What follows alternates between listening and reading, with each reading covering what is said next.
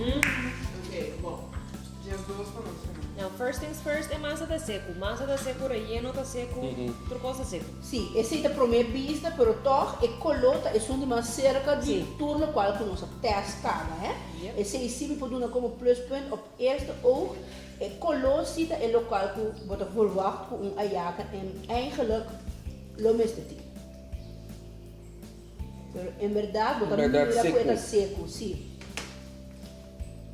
Então, mas nem me visto hora cava de onde ayaca não. Mas tinha que estar polenta. Dopo poi in E lo il forno. arrassi ele no forno.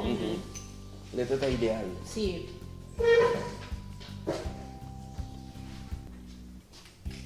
Como é que smaak? Iedereen.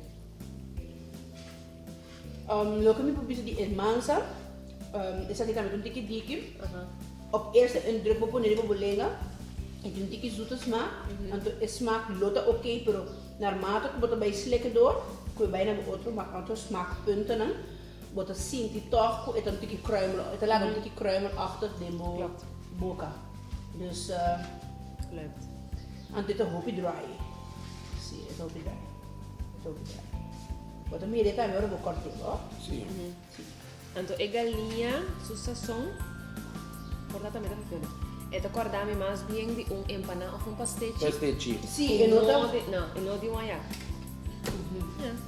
A medida que para arriba é ponto com o momento certinho, tudo é basic não custa o ar do hincado em ayaca é smaak não, então o momento por sentir não também cara individual. Individual. É vira smaak in zijn geheel, dan heb je geen feest meer in je mond.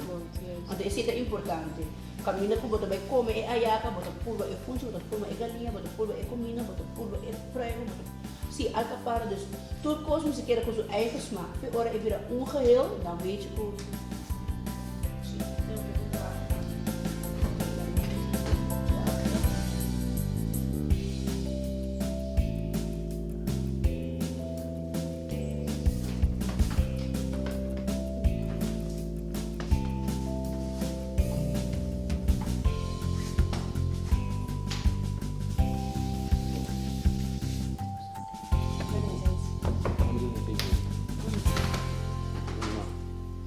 Bahia linda. Maar zeer eerlijk.